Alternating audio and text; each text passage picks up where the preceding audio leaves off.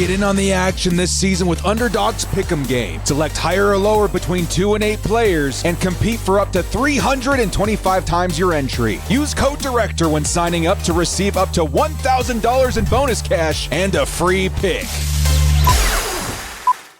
Kia ora, Bull fam, it's the Director. Chargers fans, we're just a couple of days away from the season finale of the preseason, at least. The last opportunity for the Chargers to test what this roster needs. Last opportunity for players to prove what they've got, see if they can earn a spot on the roster, practice squad, anything. And there's a lot of questions to be answered as well, man. I feel like there's a lot of hype going into this season. Feels like Joe Ortiz smashed another draft. Feels like the run game starting to become what we wanted it to be when we hired, Jim Harbaugh.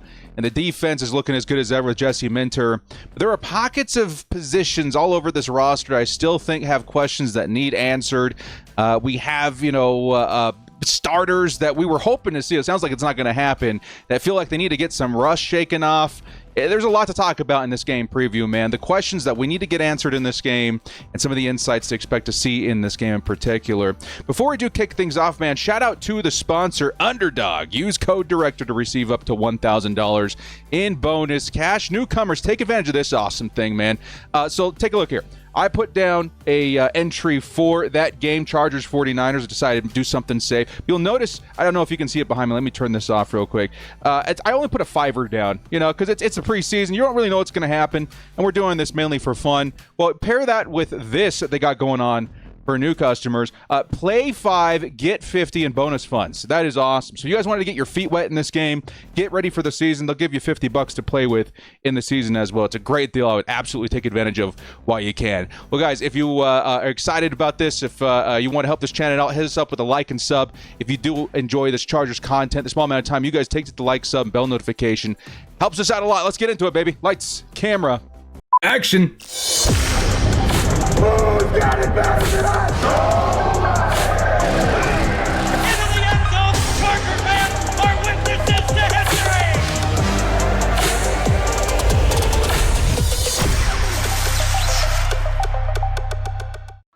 Your Chargers at 49ers game preview for the last preseason game. A lot of things, man, I need to see in this game. Because, yes, honestly, I'm excited. I'm the director. It's that time of year where the hype is built all the way up. We're excited for week 1. But I still do have a lot of questions that I need answered. Because, honestly, roster cuts are due next week. There's some positions that I still feel are very shaky. And that's ultimately what we're here to talk about. So, first off, this would have been my opinion. I don't know how, widely used this is in the league. If I remember correctly, right, it's the last game of the season. You don't really see a lot of starters. Every once in a while you will see them. I think the Bears announced that their starters are going to be out there. But in my opinion, it felt like, based on what we saw last week with the Rams, that the Chargers could have used a little bit more time out there with their starters. And I know it's sketchy. Last week was worst case scenario. QJ goes down. Alohi Gilman gets hurt. It felt like, the rock was tumbling down the hill and there was nothing we could do to stop it. But that doesn't change the fact that I feel like the Chargers had some problems out there with their starters. In particular, the defense, right? The defense, they kind of got exposed versus the Rams' second stringers, and it's something that you definitely don't want to be seeing, out there in a preseason game. And I do have to attribute that a lot to the rust being on the Chargers players after a long offseason. They're getting, new faces and stuff in there. It happens. But that being the case, we got this huge game coming up afterwards, right? It's the Chargers-Chiefs opener. Brazil, so many different factors you can weave in there that makes this an unfamiliar situation. I don't want the team going in looking that way, but we have to hope that something's going on behind the scenes. It sounds like Jim Harbaugh, he came out today and he said that the Chargers starters would not be out there on the field on Saturday. Instead, it sounds like it's going to be opened by Trey Lance, then handed off to Heineke for a few series, and then DJU would finish out that game, which is, very interesting. And like I said, I hope that there's something, in the works in terms of getting ready for that Chiefs game, because it's what I saw in that game versus the Rams. was a little bit worrisome. The offense had some pieces that looked pretty good out there, but the defense, we're hoping that was enough for them to find the problems, address them in camp, address them in practice, and find a way to smooth that over before going into that pretty crucial Week 1 division matchup game versus the team that you're hoping to, dethrone in the AFC West this season. Because there's a lot of talk about that. The Chargers probably stand the best chance. The Broncos are starting to climb. Who knows what's going to happen with the Raiders this season? We got to be on our A game, and those games are especially important. And it's not just the first week, man. You got to take a look at the rest of the schedule, too. The following, I think it's 3 weeks, right? Those are all division games. Chargers, Raiders, Chargers, Broncos. You got a lot of division games at the top of the schedule that I hope that the starters are ready for. Brace for impact. It's going to get crazy, especially starting the season off in Brazil. Okay? Now, I'll say Justin Herbert looked fine out there last week. I think a lot of the offense actually looked good. The one part that really worried me, even when the starters were out there, was the offensive line. Don't get me wrong. There was actually some pretty good stuff that we saw from even Trey Pipkins. Joe Alt looked absolutely elite, but the same question marks still exist around the offensive line. And in some ways, the biggest way, obviously, it got worse with Rashawn Slater, but we really just don't know what's going to happen anymore. It feels like, we got Bradley Bozeman in there. It feels like Zion, those guys are going to stay at their natural positions. There's a lot of talk about Zion playing center. And then on the other side, Mekhi Becton, who finally is starting to come back to practice. Hallelujah. We haven't really gotten to see, what goes on with that and how he affects the run game and what the protection looks like there.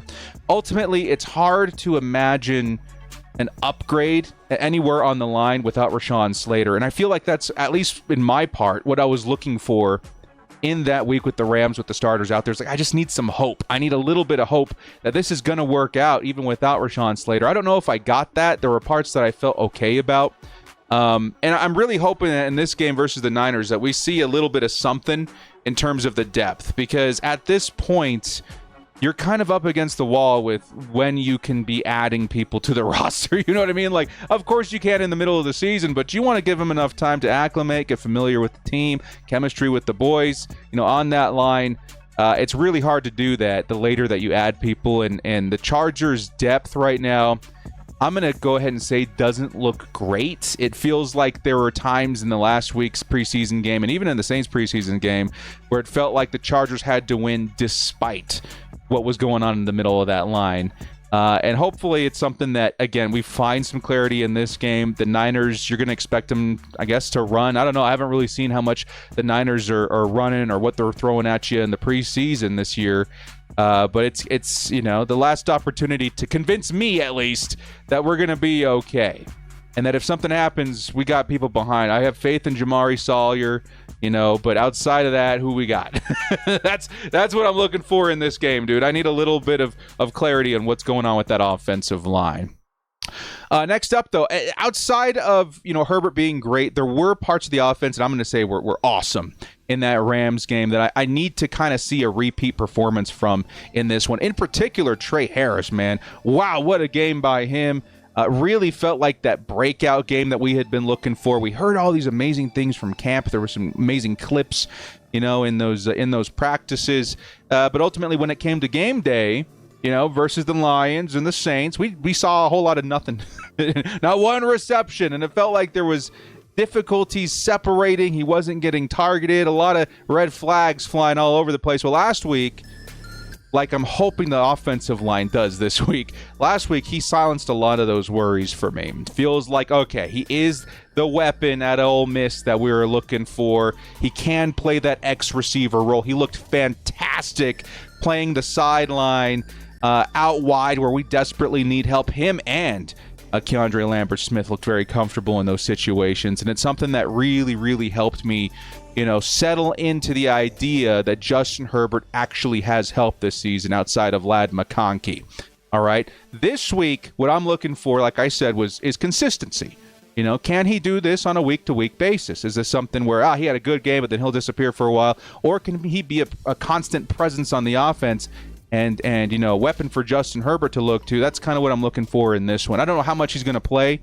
It feels like the whole idea of the last game, is to be a little careful with the starters, but I would like to see some impact from him. It doesn't even have to have a bunch of catches. I just want to see some separation out there, showing that he has the capability to make plays, and to really feel like we got somebody that we can lean on in Week 1 versus the Chiefs. Okay. And the other weapon I would absolutely say has looked awesome. We want to see more, please. Maybe we have more. It feels like I have that bowl, of chowder that's been emptied, and I'm handing it to the man. Please, may I have some more? I really would love to see more of the game from Lambert Smith. He feels like that weapon that came out of nowhere, that really, really fits the profile of what we wanted on this offense, what we needed and we're missing on this offense. I feel like we kind of got a little bit of it from Darius Davis last season, and we may even see more from Davis in this season. But Lambert Smith, the field stretcher, the big playmaker, he doesn't need 10 catches a game. Give him 4 or 5 targets, and you may be looking at 60, 70 yards, right? That is awesome. And I feel like when he's out there, teams are going to start realizing they got to back off a little bit, and that's going to open up a whole lot underneath. And, Trey Harris is certainly capable of that as well. But the speed, my goodness, is on display when Lambert Smith is on the field, and it's really fun. It's really, really fun seeing these rookies get to work.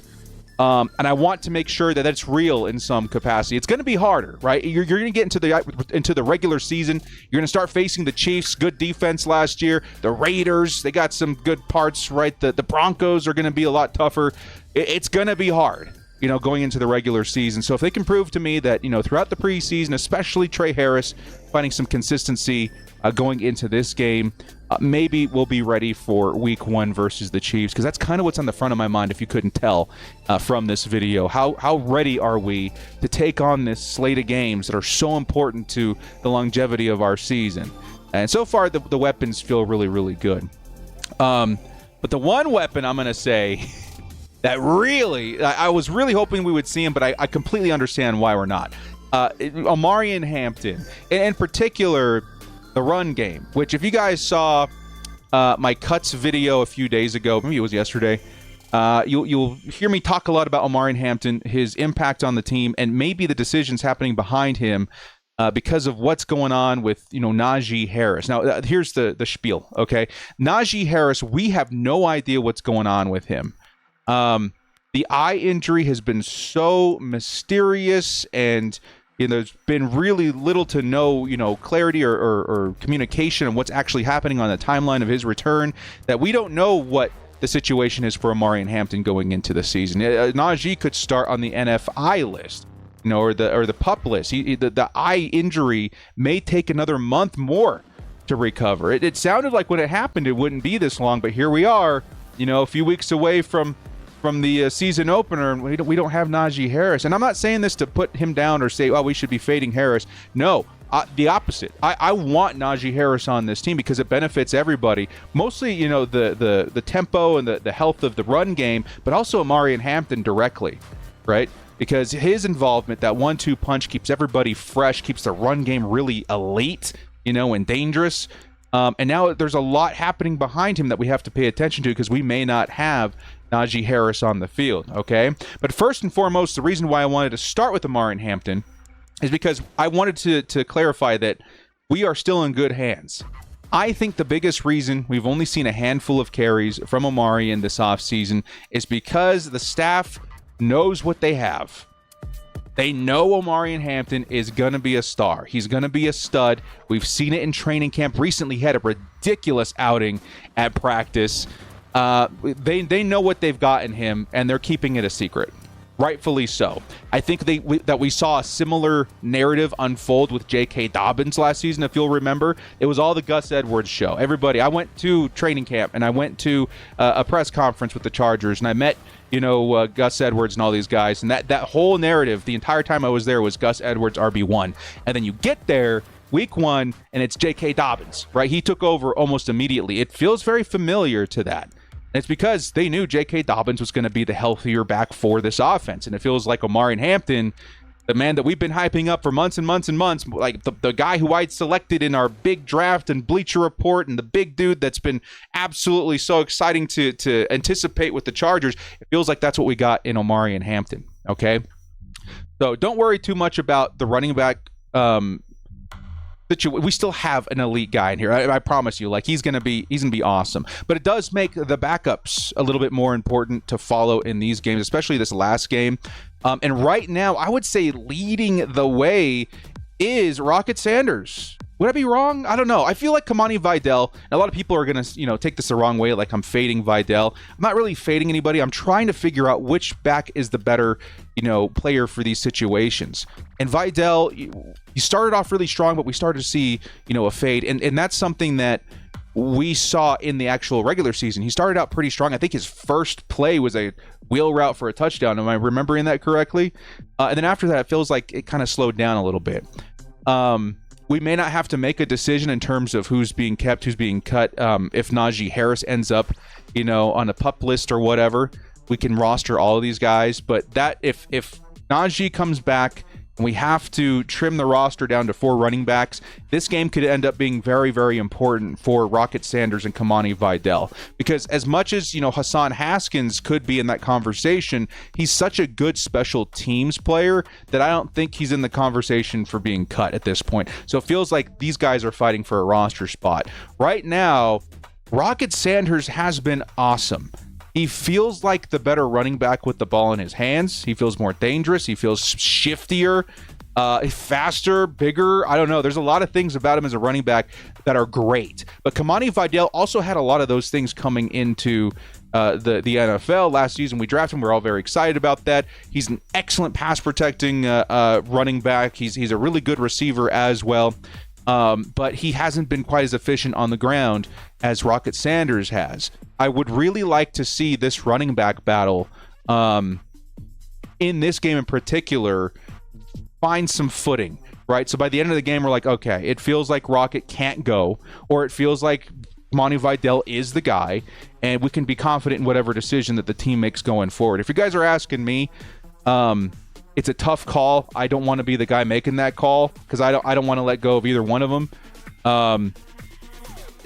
If Najee's on, again, the PUP list, then we don't have to worry about it, but it could be these kinds of situations. This game could help determine what they have to do there in terms of that, because I almost promise you, if Rocket Sanders hits this practice squad, I think he's going to get poached.